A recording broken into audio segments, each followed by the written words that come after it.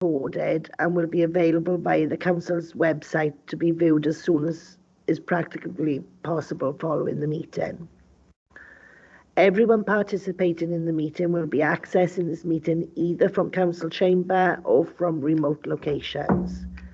Please could everybody ensure that mobile phones are switched off or onto silent mode. Members will have received an electronic copy of the agenda. I will ask officers to present a summary of the key points. For the record, the agenda can be viewed on the Council's website. Members and officers will be speaking at various points during the meeting, and those speaking may switch their microphones and their cameras on at that point. But I would ask, with the exception of myself as chairperson, at all other times you keep your microphones switched off, as this will help to minimise any background noise and interference, and to ensure that the connection remains as stable as possible. All members attending remotely are asked to keep their cameras on throughout the meeting.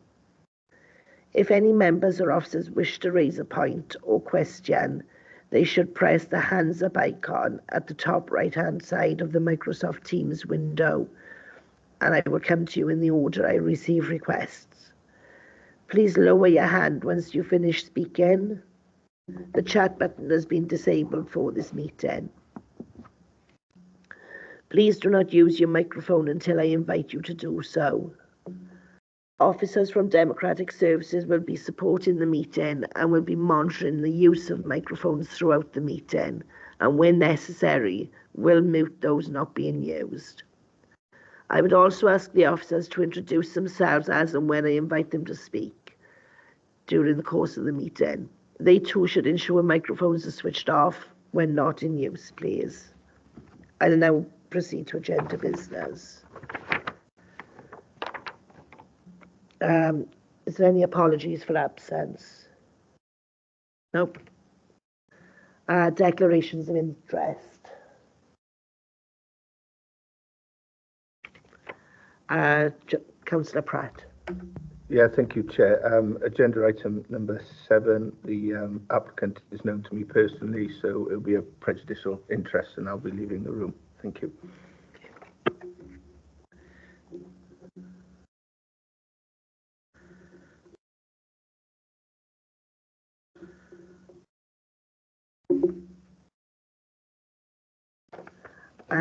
Right, and now item number 3 is approval of minutes from Licensing Act 2003 Subcommittee A dated the 3rd of the 1st, 24. Thank you. Second. Thank you.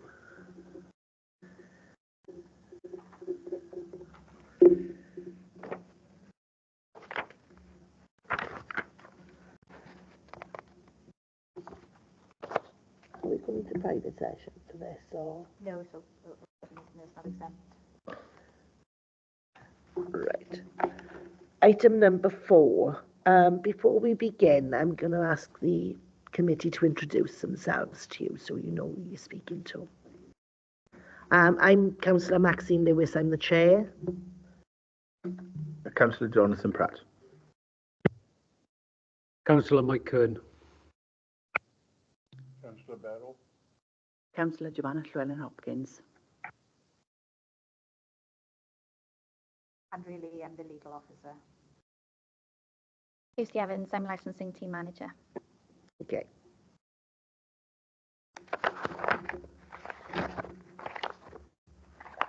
So if I can ask Kirsty to outline the report, please. Thank you, Chair. So the Council has received 3 applications from Mr Richard Singleton to licence the following vehicles as private hire vehicles. So the first vehicle we've got is a Mercedes V250, and this was first registered at the 20th of March 2018, so this is 1 year outside of our age policy. The second vehicle, we've got a Mercedes S-Class, which was registered on the 8th of September 2016. This is 2 years and 6 months outside the policy. And the third vehicle, we've got a Mercedes S-Class. Date of first registration was the 29th of April 2017. and this is 1 year and 11 months outside the policy.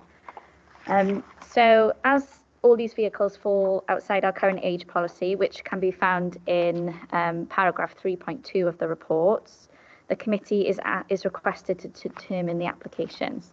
So Mr. Singleton has brought the vehicles for inspection today for members. So they're downstairs when you're ready. Thank you.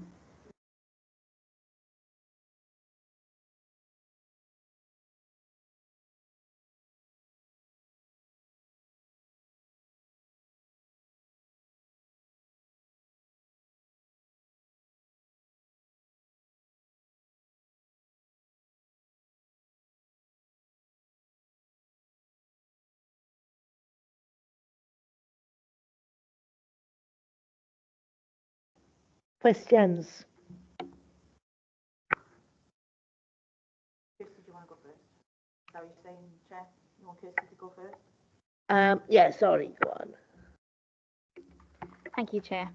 Can you just confirm when you purchased the vehicle? So starting with the vehicle 1, which is SIL 66.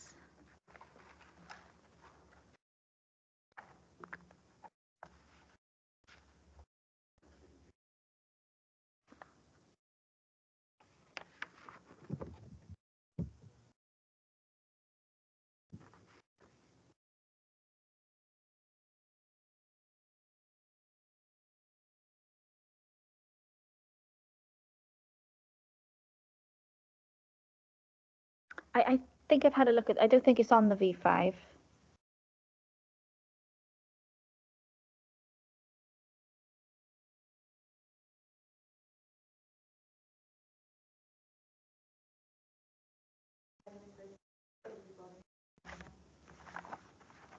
I've got the insurance document. So that vehicle was first insured, well, the policy says it's the 21st of the 7th, 2023.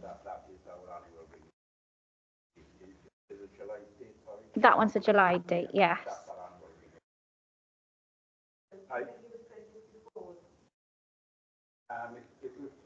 Say our policy is due in the July, by say monthly added on. So say an average a year's policy is round figures £2,000, and we added on 10 months for renewal.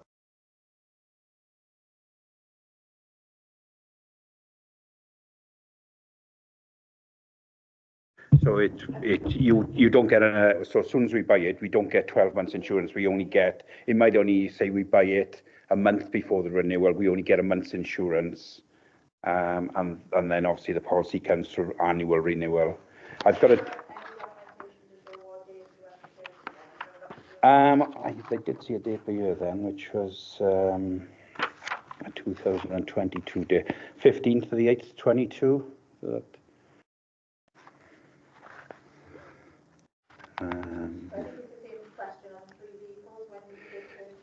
yeah, again, so that would be that one.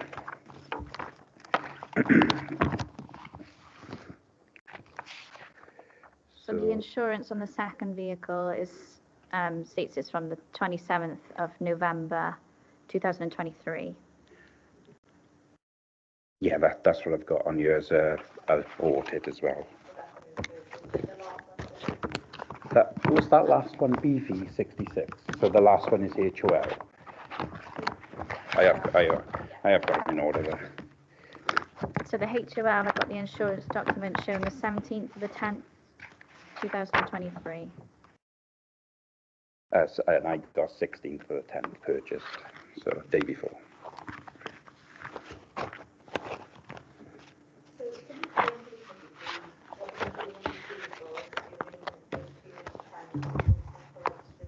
Right, so the silver S-Class is being used on weddings.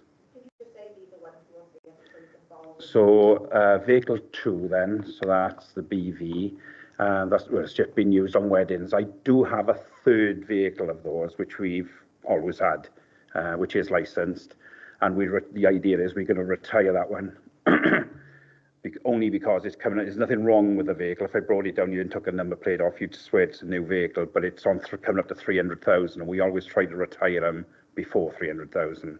So one of those is going to replace it, so that it's been covering the weddings, and we've had a couple of weddings where there's been the three of them. So that, they're basically been wedding. We had them for wedding cars.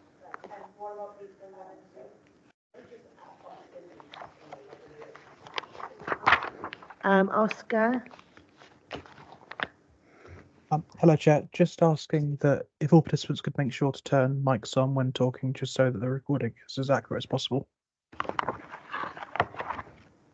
Thank you.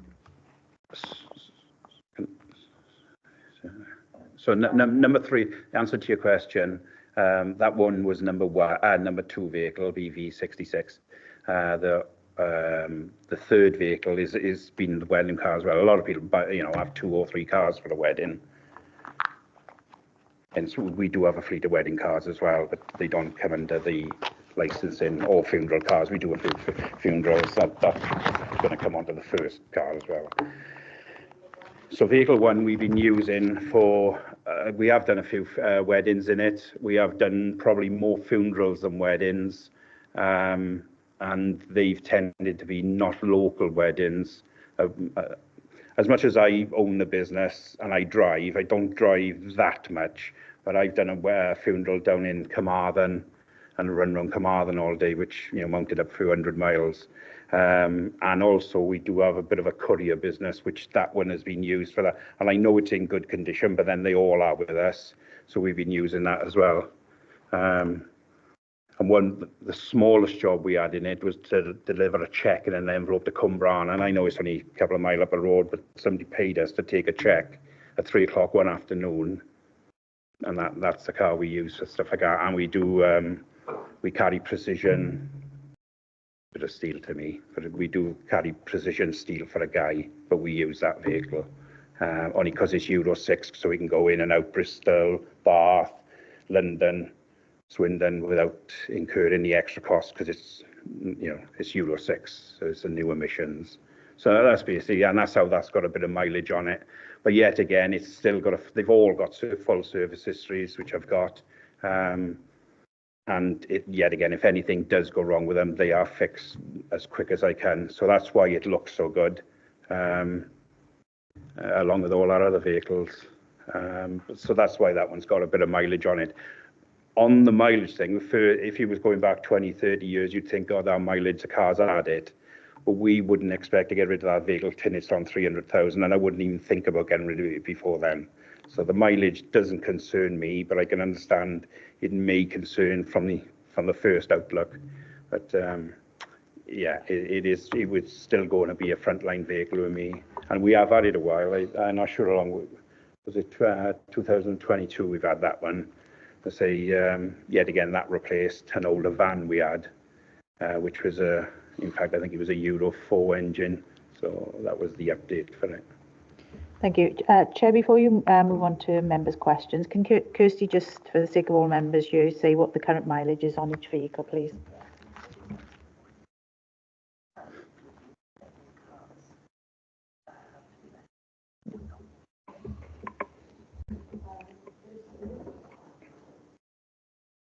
The mileage, please, on each vehicle for all the members present, because they don't know. Yep, of course. So for vehicle 1, we've got the current mileage at 177,330. The vehicle 2, 80,841, and vehicle 3, 100,926.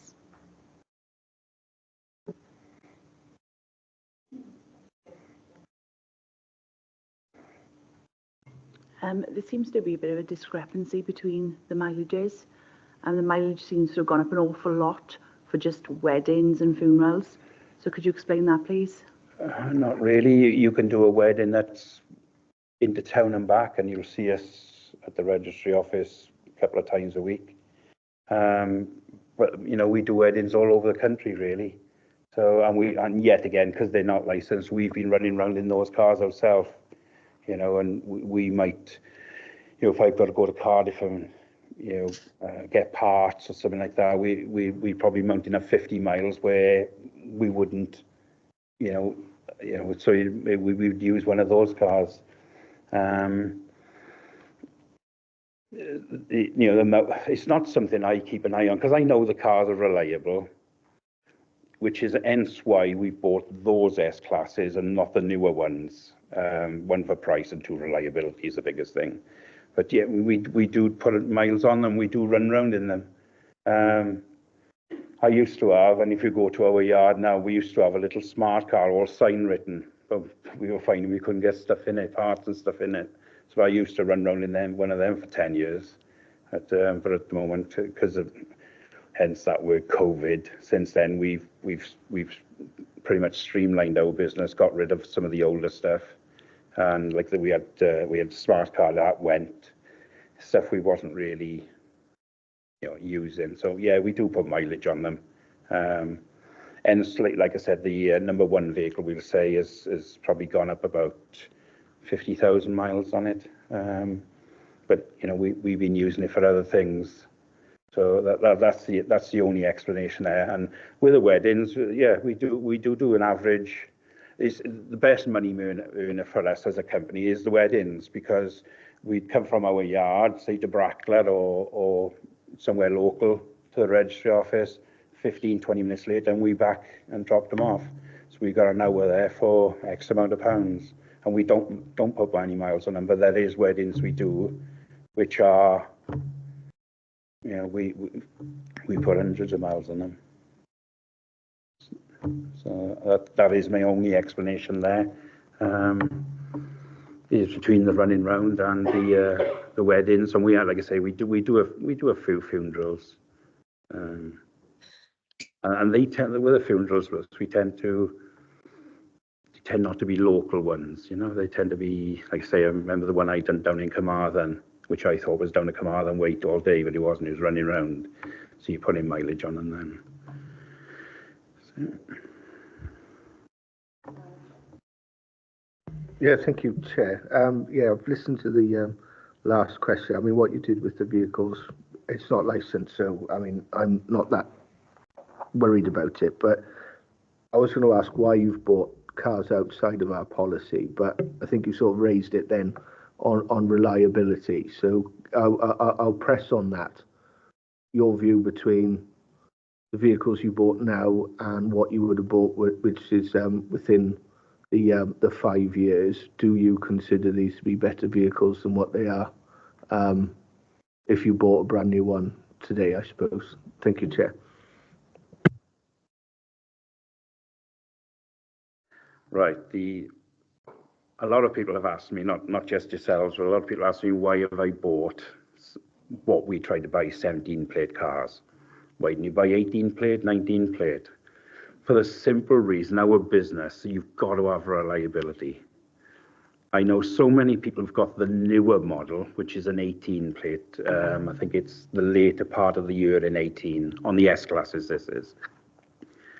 They are so unreliable, it is unbelievable. I know somebody who had one on 40,000 miles, and yet again, out of Mercedes warranty, they had to rebuild the engine. They rebuilt the engine, aircon compressor went. If you Google a 2018 or a 19 Mercedes S-Class, you will see all the faults of them. They are just so unreliable. And it's the same with the V-classes. I don't know what's happened with Mercedes, and it's not just Mercedes, it's all over. It's just, they're just so unreliable and unbelievable. And then you can't get parts of them. One thing with, I say a friend of mine's got an 18-plate. One thing he had a problem, he had an aircon pump seized on it, because there's different aircon gas in the Mercedes, the newer ones, to the older ones, and it's running too dry. So he seized the aircon pump, £3,500 later for a new pump. Would Mercedes want it? No. So having listened to other operators, and not just local operators, people I know in London, they would never buy, if they could get away with it, they would never buy an 18-plate or newer car at the moment. Now, why did I buy the 17 plates? I have a 14-plate which is registered with the council, coming up to 300,000 miles. Bar from routine servicing, I've never had a problem with it. I've never have a problem with it.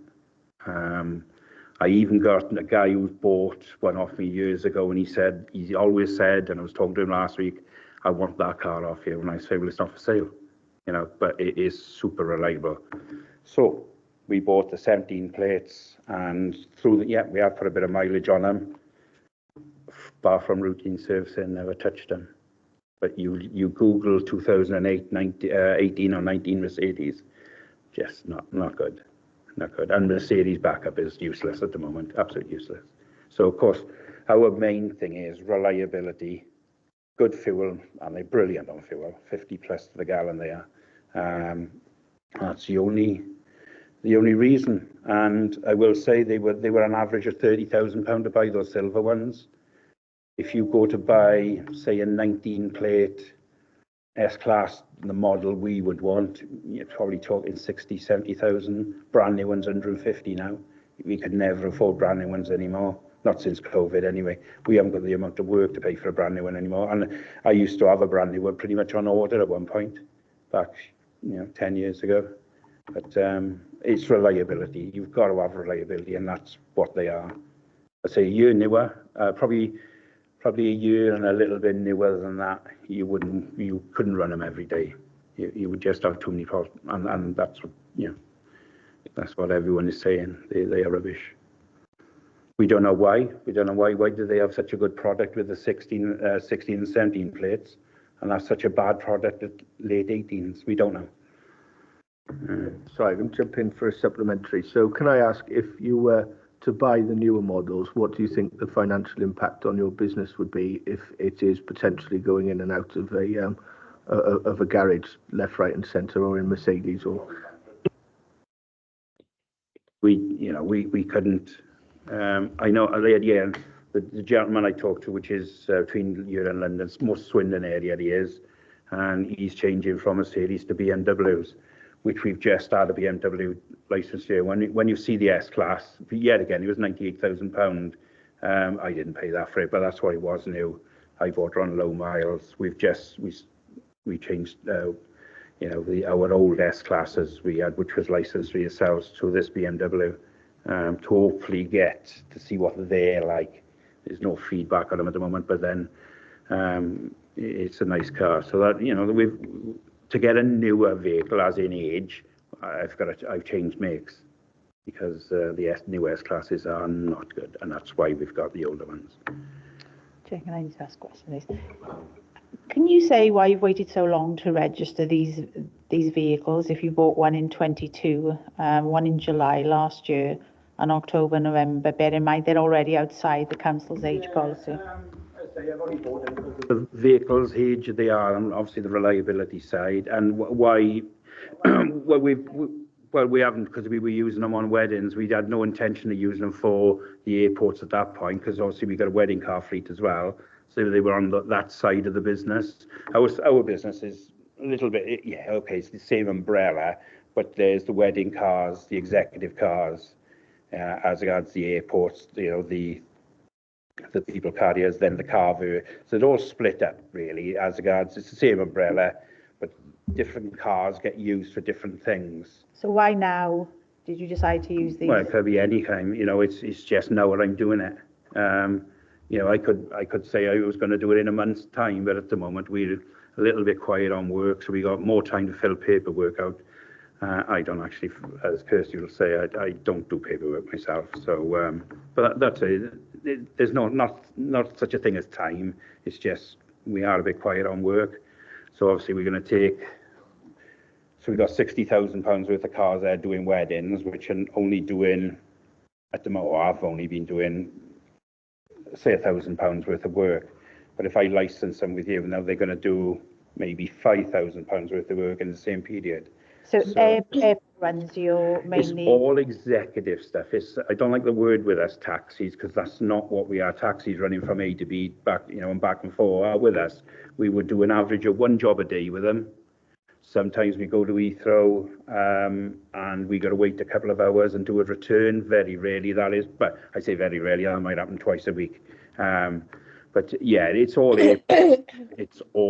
what we call clean work. So we have no problems with the jobs. We don't have problems off the people. We don't have problems with the cars. We basically get there, do the job, come home. We don't run from one to another. The cars, there is no rush on the jobs then. We allow 2.5 hours to Heathrow. I've been doing that 30 years now. So your Yeah, intention is to use It's all these ex- 3 vehicles if they were to register, This both all for ex- the yeah. weddings and for the private hire to airports executive? yeah, so it's not running from Mrs. Jones factors a lot in my things. Mrs. Jones from town back home to Kevin Grass, back Yeah, home to we Bracknell. understand you're not a taxi that business. that is not us. We get phone calls for that, mind, and they're usually at 2 o'clock in the morning, and it drives us nuts. But that is not what we do. All our jobs, there's never a job from us. Only one firm we deal with ring up and say, where are you? And it's like, well, in the yard. And it's like, have we forgotten a job? And it's like, no, we've forgotten to take a person over the airport. That's once a month, maybe they do that. And we get there as quick as can. It's usually 15 minutes down the road. But all our jobs, we've got jobs in for next year already. The airports, weddings are booked a year in advance most of the time. But a lot of our airports are as well. So it's not a last minute, right, let's get a suit on and go. And yet again, we're all in suits when we drive. We're not in t-shirts or shorts or flip-flops, as you see some of them. We're all suited and booted. But yeah, it's all executive work, as we call it. We Singleton's executive cars for a reason. It's all executive work. There is no, like you say to the drivers, there's no trickery jobs. Are you going to pick a drunk up in Cardiff? That's not what we're about. If we don't take you to Cardiff, we definitely won't be bringing you back. We don't do one ways. We only do, people we know. So we know the driver. If he takes a job to Cardiff, he knows exactly who he's picking up because he's taken them. There's nobody who rings us and says, How many cars have you got registered with the council already? Have you got that number? Is 3 or 4? There's Chris, 4. Have you got a definite number? 4, I believe. I don't know the numbers of the register. I don't do the paperwork, so I'm. So the existing cars that are registered, you use those for weddings and for the private No, hire, do more you? the cars that are registered, we mostly use the airports. You probably won't see them on a wedding because we got those on for the weddings. Okay. The ones we use on the weddings are the unlicensed ones. The unlicensed ones. The ones that are licensed are always in an airport or. Like last night then I used, it's easy for me to say, I've got a silver one and a blue one, and that's a black one. And I drive mostly the silver one. So somebody went to see, I think it was Pretty Woman in Cardiff last night. So of course I use the silver one, because silver one is the mostly one that I drive. So that was used last night.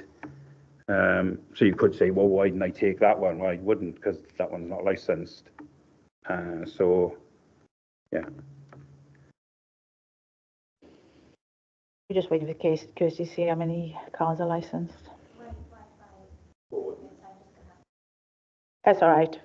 4 is 4, you think? Yeah, okay. There was one license, probably say 2 weeks ago, it might have been a week ago.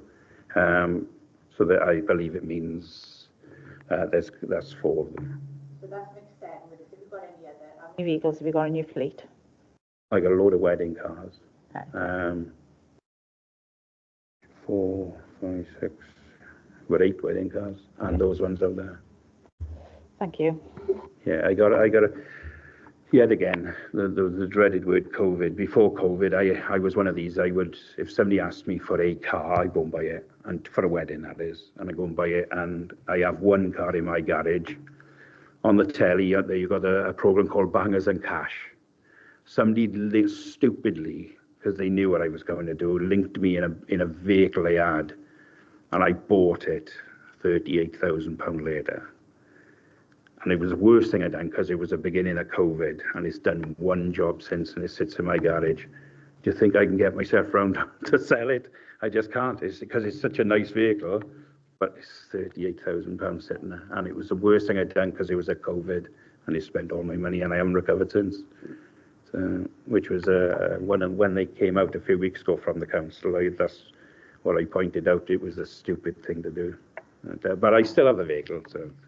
But I do have a lot of wedding cars. Only like I bought, yet again, same story, a guy come in, I had a white Rolls Royce, it's in the yard today, broken down, it's been broken down for ages, and a guy come in, he goes, I've got one of them, and I said, of course you have, and he goes, it's red, and I said, if it's red and it's what you say, I'll buy it, and I bought it. It has sat on my brother's drive from that day to this, and that's 4 years ago, and I haven't seen it since, and it's complete waste. But so in COVID, I did get rid of a lot of cars. So the work isn't there anymore. It's definitely not like it was, say, 4 years ago. So unfortunately, that's how the business has gone at the moment. Hence why I can't buy new cars anymore. Right, can I ask you, the last MOTs on the cars, did they pass or fail first time? Pass first time, and if they do fail, it's usually on something like a bulb out or a wiper blade gone. I've had that. But yeah, they would all, mostly fail, mostly pass first time.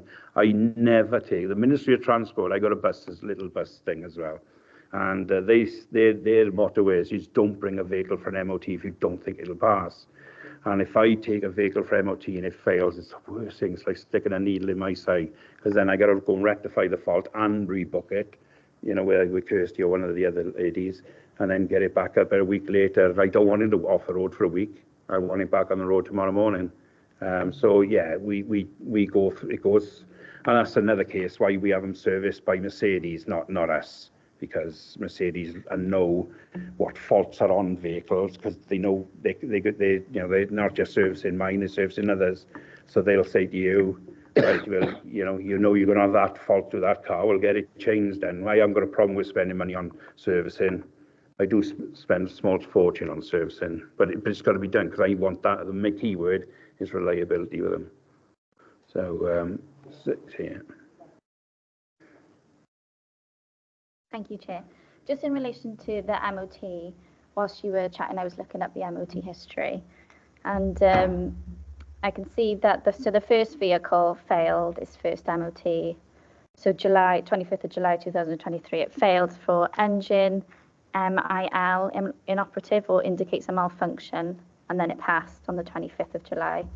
The second one passed its last MOT first time, and the third one failed its MOT the first time, and it was the front brake pads, and it passed the second time then. So that was just... Then we can cure within the hour or so, but obviously we can't get them rebooked in the same day. Then we've got to go through the system of, and sometimes it's a week later, or usually on a Friday afternoon, I believe, when they do the retest. But yeah, and just to confirm, I think that was a brake pad imbalance, that one was. So when you put your foot in the brake, you got one side a little bit better pressure and the other. So I think we just replaced the pads on discs. I think we replaced. And just to confirm, we do have 4 vehicles licensed. 4, yeah. So this and these 3 now, that'll make it the 7 then.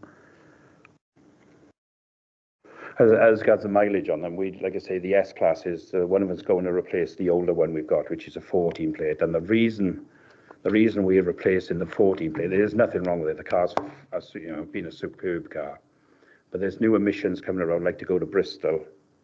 If you go to Bristol Airport, you just clip in the what they call like a Euro 6 zone. Heathrow have had it for a long time, but that older car I've got goes to Bristol and it doesn't flag up to say it's out of emissions, and it isn't. It's a Euro 6 car, but when it goes to Heathrow, it's flagged up every time, and then we've got what we call plead a case of it is Euro 6, and the problem with it is an early 14 isn't Euro 6. What I got is a late 14 is a Euro 6, but it keeps flagging up in Heathrow. So to stop us doing that, not every day, but a couple of times a week, is we're going to retire it, because it's coming up to the 300,000, which is our thing, and that's one of those is then going to replace it. Because I think the IRS mileage one out there was 100,000, I think. The other one's on 80. So we still got a few years left in them out there yet.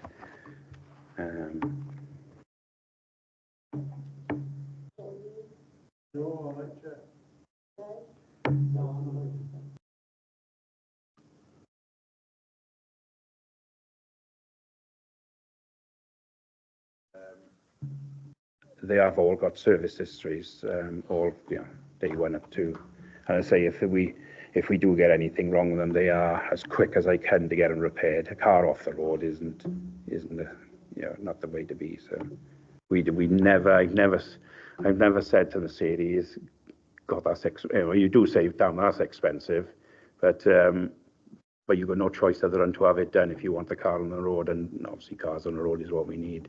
So, thank you. If nobody else has got anything to ask then, Yes, could you go outside with the licensing officer, please, and the committee will call you back in when they've made a thanks, Andrea.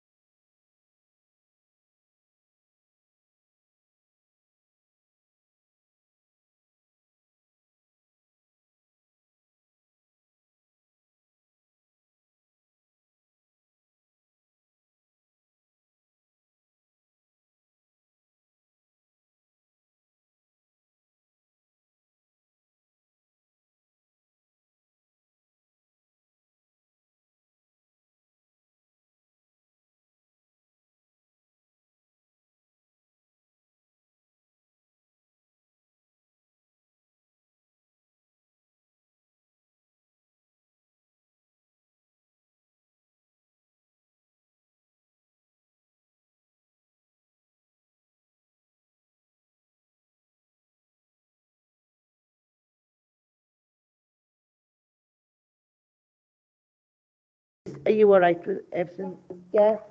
There you go. There we are, So then, you no use problem. in 24 hours. Yeah, thank you. And thanks for your time, everyone. Thanks for coming in. No problem.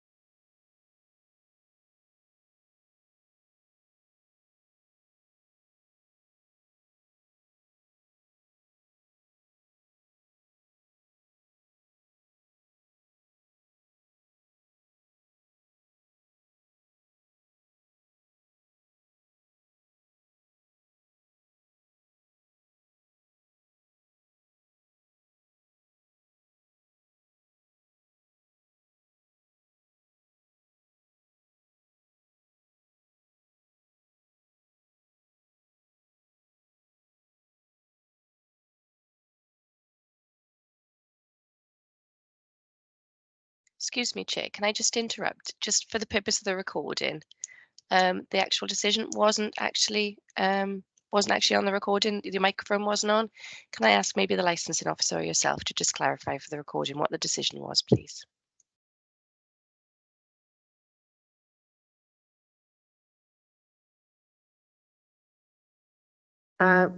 Sorry, yeah, the decision within 24 hours. Yeah. And the letter within 24 hours.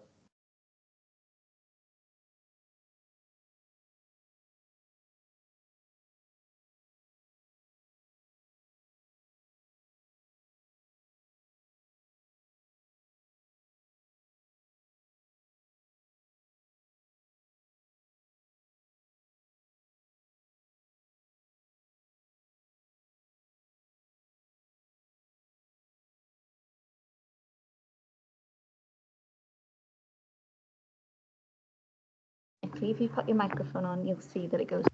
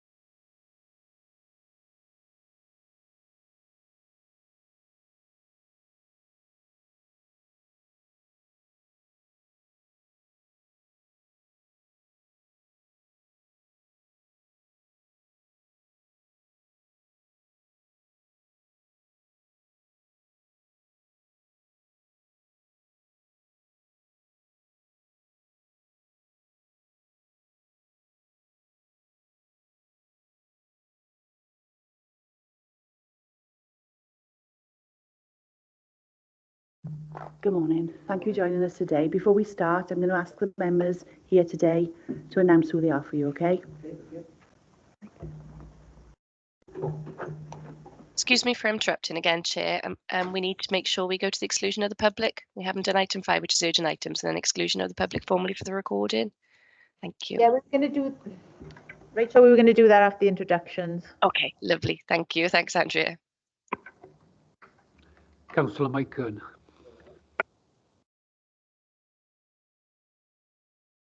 Councillor Llewellyn Hopkins, I'm temporary chair. Councillor Maxine Lewis. Councillor Tony Barrow. Andrea Lee, legal officer. Kirsty Evans, I'm the licensing team manager. Right, the public are excluded from this part of the meeting. What do I need to announce? Well, you need to do your balancing exercise of whether you've not done that before. No. So basically, whether it's